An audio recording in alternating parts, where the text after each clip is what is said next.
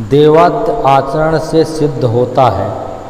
मित्रों, पांडवों का जीवन आरंभ से लेकर अंतिम समय तक कठिनाइयों का जीवन है, मुसीबतों का संकट है, कष्टों का जीवन है।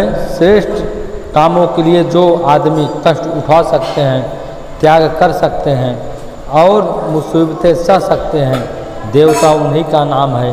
नहीं साहब, देवता जिस पर प्रसन्न होते हैं उसका घर सोने का बना देते हैं।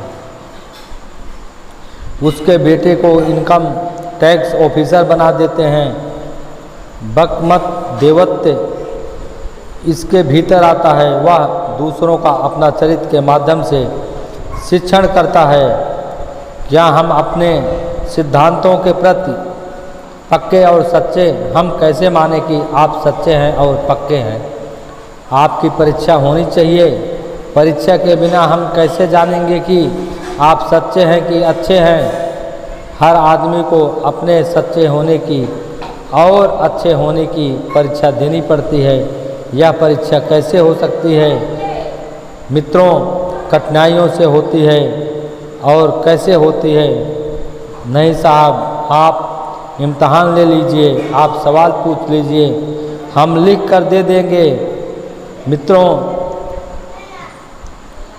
इसमें सवाल नहीं पूछा जाता, वरन चरित्र के माध्यम से पता लगाना पड़ता है कि व्यक्ति जबान से जिन सिद्धांतों को बक करता है और जब मुसीबत का वक्त आता है, कठिनाइयों का वक्त आता है तो उसका पालन कर सकता है कि नहीं कर सकता। साथियों, इसकी एक ही परीक्षा है, दूसरी कोई नहीं है कि आप कठिनाइयों में सही साबित होते हैं कि नहीं। आप बताएं, लोभ का दबाव आने पर आप सही साबित होते हैं कि नहीं? मोह का दबाव आने पर आप सही साबित होते हैं?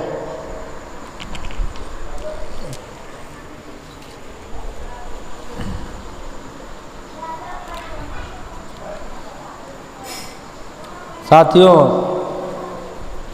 मोह का दबाव आने पर आप सही साबित होते हैं कि नहीं? सिद्धांतों के प्रति जिनकी आप हर वक्त दुहाई देते रहते हैं, उनका रक्षण करने के लिए लोभ का दबाव, मोह का दबाव आप मानते हैं कि नहीं? इंसान के बाहर वाले हिस्से पर दबाव वाले हिस्से पर पड़ने वाले दबाव को कई हो सकते हैं, लेकिन भीतर वाले हिस्से पर बस दो ही दबाव दुनिया में काम करते हैं। एक लोभ का, जो हमको सिद्धांतों की तरफ नहीं बढ़ने देता। दूसरी मोह का, जो सिद्धांतों की ओर हमको बढ़ने की नहीं देता। लोभ और मोह से, चैन और आराम से, खुशहाली और अयाशी से अपने आप का बचाव करके जो आदमी सिद्धांतों के लिए अग्र परीक्षा में चढ़ सकते हैं, वही आदमी देवता कहला सकते हैं। भगवान श्री कृष्ण के साथ भी देवता आए थे, और कौन कौन के साथ में आए थे? मित्रों, आपके साथ में देवता आए थे, भगवान के साथ साथ देवता भी हमेशा आते रहे। मित्रों, साथियों, हमको और आपको जो काम करना है, मैंने आपको उसकी याद दिलाने की। पुराने ज़माने का इतिहास में आप संगीत मिलाते हुए अपना मुंह शीशे में देख सकते हैं। आपके भीतर का एक ऐसा ही देवता झांकता हुआ मिलेगा, जैसा कि मैंने आपसे कहा है। शायद आपके भीतर से कुछ हनुमान झांकता हुआ दिखाई दे। दुनिया को आप देखते हैं कि नहीं? कभी आपको भी देखना, तब आप अपने भीतर की बुराइयों को भी देखेंगे। पर मैं चाहूँगा कि आप अपने भीतर देवता की झांकी करें। आप अपने भीतर एक ऐसे व्यक्ति की झांकी करें जो पाप के पक में फंसा हुआ सा नहीं है। यदि उसे मौका मिले तो वह हनुमान जैसी भूमिका भी निभा सकता है, और नल नील जैसी भूमिका भी निभा सकता है, और इतिहास में बहुत बड़ा काम कर सकता है। आप अपनी भूमिका निभा पाए, इसलिए आपको आत्मबोध कराने के लिए, आपकी परिस्थिति के अवगत कराने के लिए, आपके लिए जो उचित काम है, कर्तव्य है, उसका उद्बोधन कराने के लिए आपको प्रेरित किया जा रहा है। अवसर का महत्व समझें। मित्रों, यह युग बदलने का वक्त है, युग संध्या का वक्त है। यह बार बार नहीं आएगा, एक ही बार आया है और यह चला जाएगा, दोबारा नहीं आ सकता। गांधी जी का 79 आदमियों की जत्था जिस समय नमक बनाने के लिए गया था, मैं भी उन दिनों वहीं था। साबरमती में के आश्रम में गांधी जी के पास में रहता था, क्योंकि मेरी उम्र 18 साल से कम थी, इसलिए नाबालिग होने की वजह से उन्होंने इनकार कर दिया था कि आप वहाँ नहीं जा सकते, आपकी उम्र छोटी है, इसलिए हम नमक सत्याग्रहियों के में आपको लेकर नहीं चलेंगे। हमको नहीं लिया गया, लेकिन 79 आदमी जो नमक बनाने के लिए गए थे, वह सत्याग्रहियों की फिल्म जब देहरादून आई तो हमने वह फिल्म देखी। यूपी सरकार की फिल्म हम मांगते रहे, हमारे पास फिल्म प्रोजेक्ट था। यहाँ बच्चों को, लड़कियों को दिखाते रहते थे। यह घटना सन 70 के दशक की थी है। देव कन्याओं के परीक्षण सत्य शांति कुंज में चल रहे थे।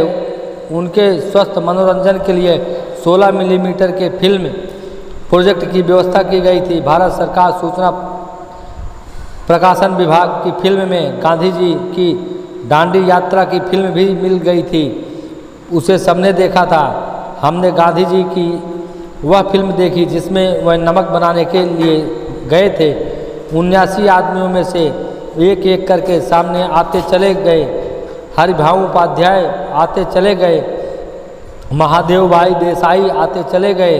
गांधी जी लाठी लेकर दांडी यात्रा में चल रहे हैं, वहीं बरगद के पेड़ के नीचे ठहर रहे हैं। बाकी सत्याग्रहियों का जत्था एक के बाद एक चल रहा है।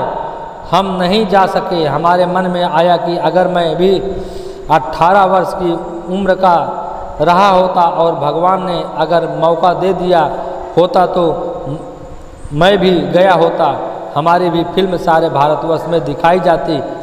पर क्या करें, समय था जो निकल गया, तो क्या वह मौका दोबारा आएगा?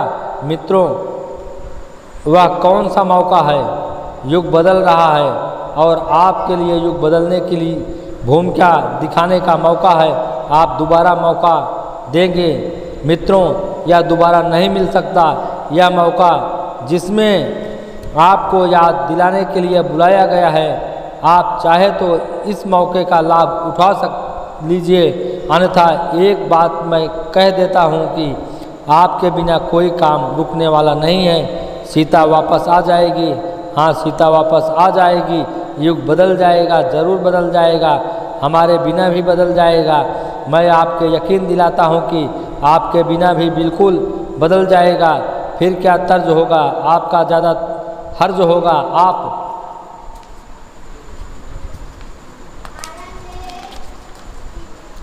पछताते रहेंगे। जिस तरीके से कांग्रेस के आंदोलन में जिन जिन लोगों ने को 3 महीने की सज़ा हुई थी, उनको पेंशन मिल रही है। जिनको 3 महीने की सज़ा हुई थी, आजकल वो मिनिस्टर हो गए हैं। स्वतंत्रता सेनानी कैसा होता है? मित्रों, स्वतंत्रता सेनानी बड़ा ज़बरदस्त होता है। कैसे? जैसे जो 3 महीने जेल रहा आया, वह स्वतंत्रता सेनानी हो गया। गुरुजी, 3 महीने जेल जाने पर कोई आदमी ज़्यादा दुखी तो नहीं होता।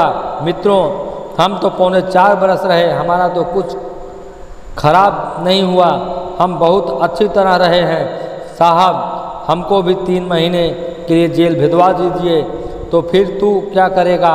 मैं भी स्वतंत्रता सेनानी का परिचय पत्र दिखाऊंगा और फिर मिनिस्टर भी हो जा सकता हूं और MLA का चुनाव भी लड़ सकता हूं। यह तो ठीक है, तो आप भिजवा दीजिए।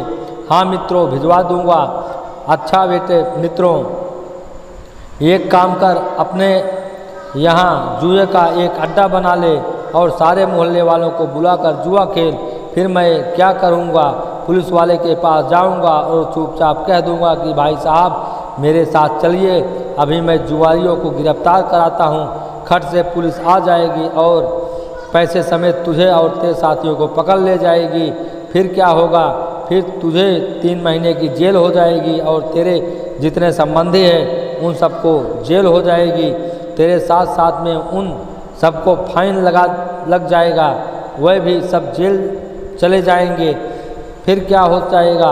वह मिनिस्टर हो जाएंगे, तू भी मिनिस्टर हो जाना। तेरे बहनोई, साला, पड़ोसी, नौकर चाकर जो भी जुर्मे पकड़े जाएंगे वह सब जेल चले जाएंगे और सब मिनिस्टर हो जाएंगे और सबको पेंशन मिलेगी। मित्रों, आप तो मजाक करते हैं। मित्रों, बिल्कुल मजाक कर रहा था। ऐसा कैसे हो सकता है? तो फिर आप सच बताइए कि कोई और रास्ता है? हम 3 महीने के लिए जेल जाने के लिए तैयार हैं। हम चाहे तो छुट्टी ले लेंगे, अपनी खेती से हर्ज कर लेंगे, खेती के लिए नौकर रख लेंगे, पर आप हमको जेल भिजवा दीजिए और 250 रुपये महीने की पेंशन दिला दीजिए। मित्रों, अब आप नहीं दिला सकते, अब वह मौका चला गया। जब मौका था तब तेरे पास दिल नहीं था, और जब यह समझ आ गया है तब औरों को देख करके कहता है कि हमको भी पेंशन दिला दीजिए। जब समय था तो नल नील भी इतिहास प्रसिद्ध हो गए थे, गीध भी हो गए थे, गिलहरी भी हो गए थे, जामवंत भी हो गए थे। अब वह समय चला गया, अब क्या रखा है?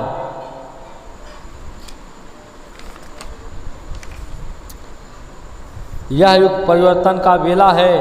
मित्रों, यही समय है जिसके लिए मैं अपने को याद दिलाता था और इसलिए इस शिविर में आपको बुलाया है। अगर आप स्वयं को परख सकते हैं, समय को देख सकते हो, समय को जान सकते हो, तो आप यह देख लें कि यह युग परिवर्तन का समय है। इससे अच्छा बेहतरीन समय शायद आपके जीवन में दोबारा नहीं आएगा। और मैं तो केवल आपके जीवन की बात नहीं करता हूँ, हजारों वर्षों तक ऐसा समय नहीं आएगा जैसा कि हम और आप जिस समय में बैठे हुए हैं। आपको इस समय में क्या करना चाहिए? मित्रों, आपको एक ही काम करना चाहिए कि संस्कृत की सीता को वापस लाने के लिए मेहनत करनी चाहिए और मशक्क़त करनी चाहिए। अच्छा, आप कार्यक्रम बताइए। मित्रों, आपके सामने जो कार्यक्रम पेश किया है, आज की परिस्थिति में इससे अच्छा दूसरा नहीं हो सकता। आज भी क्या परिस्थिति है? आज की परिस्थिति एक ही है कि आज के युग को जो रावण है, क्या वह क्या है? इस युग की पूतना क्या है? इस युग की ताड़का क्या है? इस युग की सूर्पनखा क्या है? इस युग की राक्षसी क्या है? इस युग की एक ही राक्षसी है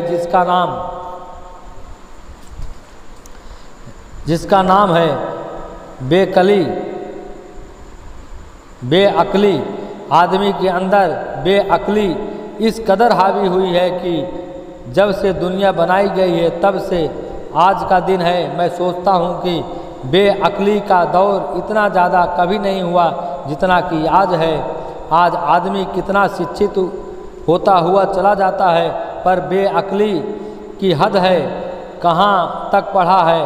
पढ़ने वाले के ऊपर लानत, जाने कहाँ तक पढ़ते जाते हैं। बीए पास हैं, एमए पास हैं, अच्छा तो यह कमाता तो ज़रूर होगा, लेकिन बेअक्ली के मामले में ये वो आदमी हैं जिनको मैं बेहुदा शब्द कहूँ तो भी कम है। आदमी जीवन की समस्याओं के बारे में जितना ज़्यादा गैर जिम्मेदार है कि जिसके दुखों का ठिकाना नहीं है। जहाँ भी वह रहता है कलेश पैदा करता रहता है। दफ्तर में रहता है तो कलेश पैदा करता है, जहाँ कहीं भी जाता है कलेश पैदा करता है, अपने लिए भी और अन्यों के लिए भी। यह बेअक्ली आदमी है जिसको ज़िंदगी की मज़ा, ज़िंदगी की सौंदर्य, ज़िंदगी की सुख लेना आता ही नहीं। ज़िंदगी का सुख और सौंदर्य कैसे हो सकता है, इसके बारे में हमें क्या विचार करना चाहिए, आपको मालूम ही नहीं है। मित्रों, आज का कार्यक्रम ख़त्म, कल फिर हाजिर होंगे और आप लोग हमारे चैनल को ज़्यादा से ज़्यादा लाइक और सब्सक्राइब करें। मित्रों, धन्यवाद।